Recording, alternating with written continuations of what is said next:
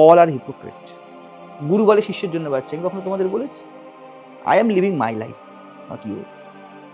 গুরু শিষ্য, it's my shadow, it's not me, doesn't bother about it. ঠিক তেমন যেই মুহূর্তে থেকে ব্যক্তি নিজের কনভিকশনে বাঁচতে শুরু করে, he is the responsible person according to me.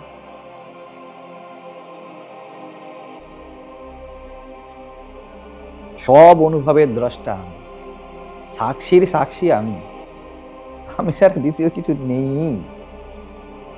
Upanishad বললো অহম ব্রহ্মাস্মি, যাকে তুমি আমি বলো, that is precise me. Have faith, দুটোই সারা। গুরু তোমার সেই আত্মা।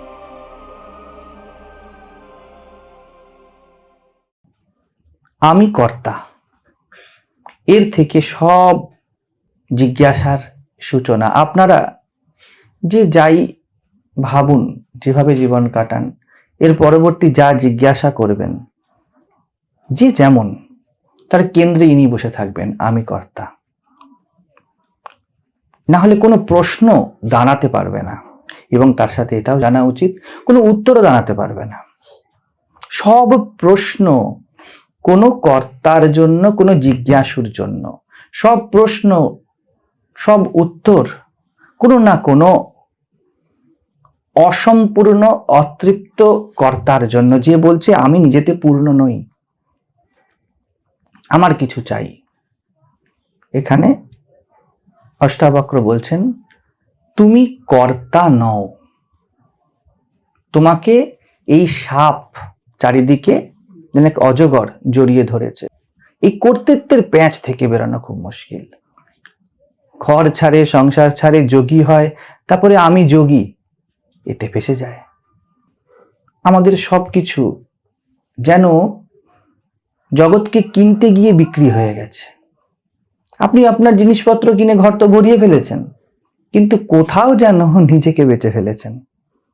এবারে এই আপনার ঘরের ইন্টেরিয়ার ভোগ করবে কে? দেখুন, তাই তো হয়। যে যত ঘর সাজিয়েছে, তার ঘরে থাকার সময় চলে গিয়েছে। যে যত জমিয়েছে, সে তত হারানোর ভয়েতে জীবন কাটিয়েছে। এই অবস্থাই হয়।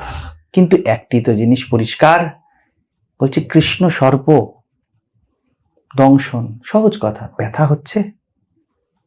তাহলে এসো, তাহলে কথা আছে। তো বলল কি, আমি কর্তা নই। তাহলে কর্তা কে? আমরা একটা ব্যবস্থাপনার মধ্যে কর্তৃত্বের ভানে ফেসে গিয়েছি। আমাদের অনুভব, আমাদের অনুভূতি, আমাদের ভালো লাগা, মন্দ লাগা, দেখুন সব রকম ভাবে এটা কন্ডিশনড। আপনি নির্দিষ্ট একটি ঘটনাতে ঠিক তেমন রিয়াক্টই করেন, যা আরো লক্ষ লক্ষ লোক করে। আপনাকে প্রশংসা করলে আপনি ঠিক তেমন ভাবেই আনন্দিত হয়ে যান, ঠিক যেমন আজ থেকে 10,000 বছর আগে একটা মানুষ হতো। আপনি একটি বাঁধা ধরা ব্যবস্থাপনার মধ্যেই চলছেন। শরীরে খিদে লাগলে ঠিক তেমনই হয় যেমন আগে হতো। ঠিক, আর আপনার বয়স হয়তো 40-50, আপনার ঘরের ছেলেটাও ঠিক একই রকম রিয়াক্ট করে। কিছু রসায়ন, কিছু ব্যবস্থাপনা এবং বাঁধা ধরা স্ট্রাকচার চলছে, এবং এর মধ্যে আমরা বলছি আমি কর্তা। এখানেই সমস্যা। ভিতরে কি উঠেছে? একটা ব্যবস্থাপনা উঠেছেও না, চলছে। আপনি বিরাট ব্যবস্থাপনার একটা অংশ, কিন্তু এই ব্যবস্থাপনার মধ্যে থেকেও আপনি বলেন আমি এই ব্যবস্থাপনাকে গাইড করতে পারি। ভিতরে একটা কর্তা বসে আছে। আমি কতবার উদাহরণ দিয়ে কথা বলেছি, আপনি বেশিক্ষণ শৌচালয়ে যাওয়া চাপতে পারবেন না, আর আপনি মনে করেন নেপোলিয়ান বা হিটলার মনে করেছিল পুরো জগৎকে শাসন করব। বলেছিলাম প্রথমেই, প্রশ্নের মধ্যেই উত্তরের বীজ। দেখতেই পাচ্ছে না কর্তা যে আমার মধ্যে কর্তৃত্ব শুধু নামকা বাস্তে নেই, কোনো মুহূর্তে নেই। সব থেকে কম নিয়ন্ত্রণ করতে কে পেরেছে জানেন এই জগতে? সম্পর্ককে। পিতা মাতা ভার্সেস সন্তান। থিসিস বলছে এই জগতে সব থেকে বেশি কর্তৃত্বের চেষ্টা হয় শিশুদের উপরে। ছোট থেকে, এবং সব থেকে কম কর্তৃত্ব অ্যাকর্ডিংলি সফল হয়েছে শিশুদের উপরে।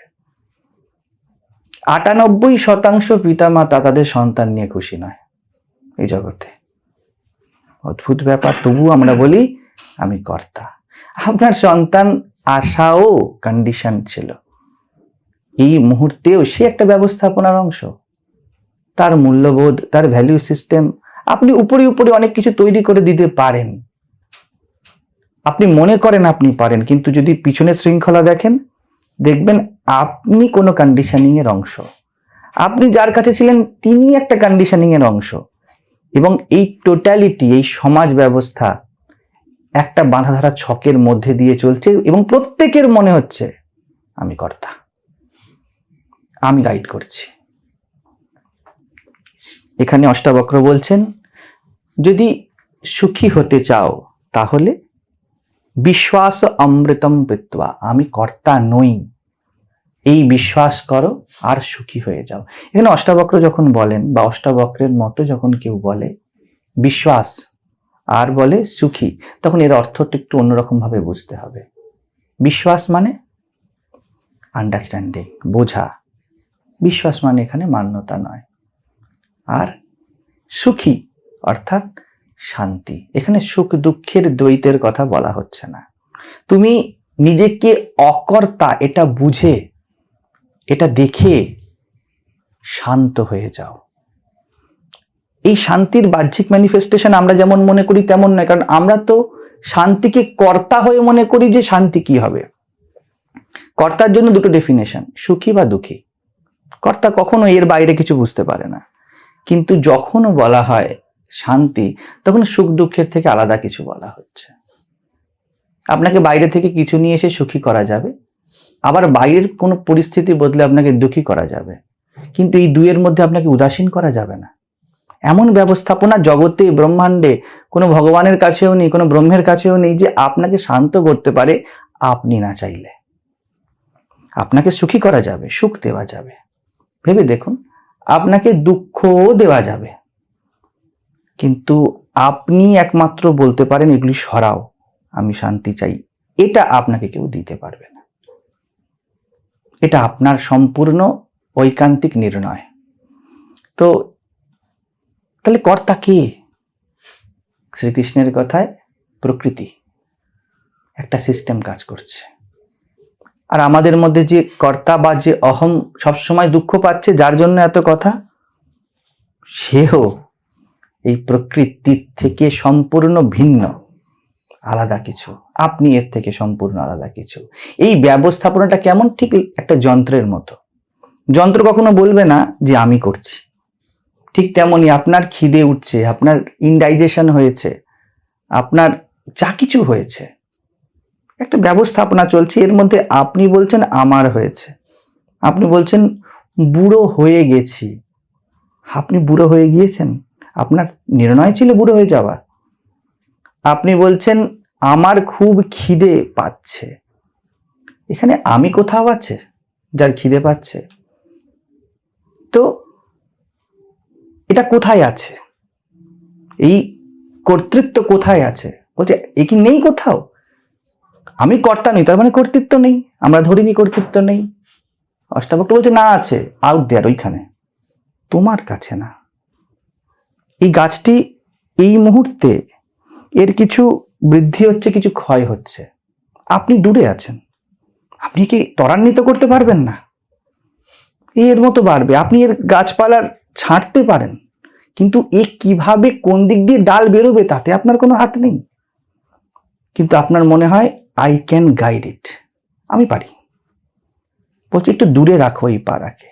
কর্তাকে বলছে যে কর্তা না জেনে সুখী হওয়া, অর্থাৎ আর একটু ভালো করে সামনে গিয়ে দেখলে বুঝতে পারবেন, অষ্টাবক্র বলছেন কর্তা হইও না, ভোক্তাও হইও না। যে ভোগ করছে তাকে কর্তা তো হতেই হবে। সুখের ভোক্তা আর দুঃখের ভোক্তাকে কর্তা হতে হবে। অষ্টাবক্র কোথাও বললেন যে তুমি জীবনকে সামনে থেকে, প্রকৃতিকে ক্লোজ অবজারভেশন করে বোঝো। আমি এতক্ষণ যা বললাম, ইটস অ্যান অবজারভেশন। সামনে গিয়ে দেখো। আর বিশ্বাস কি বলে? একজন চেয়ারের উপরে বসে 1 জানুয়ারি কিছু বলেছিল, তুমি মেনে নাও। একে বলে প্রচলিত অর্থে বিশ্বাস। এই কথা অষ্টাবক্র বলছেন না। প্রচলিতের সাথে অষ্টাবক্রের কোনো যোগই নেই। রাজাকে টেনে বনে নিয়ে জানুনি, রাখো তোমার। আর জনকও তেমন, মিথিলায়াম প্রদগ্ধায়াম নমে দৈহতে কিঞ্চন। মিথিলা পুড়ে গেলেও আমার কিছু এসে যায় না। কোন রাজা এই কথা বলবে? আশ্চর্য বক্তা কুশলস্য লব্ধা, তাদের বার্তাও বড় সংক্ষিপ্ত এবং বড় সারগর্ভ। তাহলে কি আমরা কর্তা নই? এটাও ঠিক নয়। তুমি তো কর্তাও বটে, তুমি তো ভোক্তাও বটে। কিভাবে এর থেকে বেরিয়ে যাব? নিজেকে কর্তা কিভাবে না জানবো? যদি তুমি কর্তা না হও তাহলে তো প্রশ্ন ওঠে না। প্রশ্ন কে করে? এখানে আসে কে? তার মানে কর্তা তো হয়েছি। তখনই এসে যায় উচিত কর্মের বিষয়। তুমি যদি অকর্তা বুঝতে না পারছো, তাহলে তোমার কর্ম দাঁড়িয়ে যায় নিজেকে অকর্তা জানার জন্য যা করার করো। অষ্টাবক্র কিছু কর্ম করছেন, জনকও কিছু কর্ম করছেন, কিন্তু দুজনের স্তর আলাদা। অষ্টাবক্র তিনি জীবনকে জেনেছেন, জেনে তিনিও কর্ম করছেন। কর্তৃত্ব এটাই কর্তার ডেফিনেশন। অষ্টাবক্র যেই স্তরে কর্ম করে, জনক সেই স্তরে কর্ম করে না। জনক কর্ম করছেন অকর্তৃত্বে পৌঁছানোর জন্য। কর্ম তা করো যা তোমায় অকর্তৃত্ব অবধি নিয়ে যায়। আর অষ্টাবক্র তিনি কর্ম করছেন, তিনিও থামেননি জীবনের ক্ষেত্রে। কি থেকে যায় মুক্ত পুরুষের কর্ম? অন্যকে কর্তৃত্ব থেকে মুক্ত করে দেওয়া। এই দুটোই জগতে একমাত্র কর্ম। অষ্টাবক্র বলছেন সুখী ভব, অর্থাৎ তুমি শান্ত হয়ে যাও এটা বুঝে।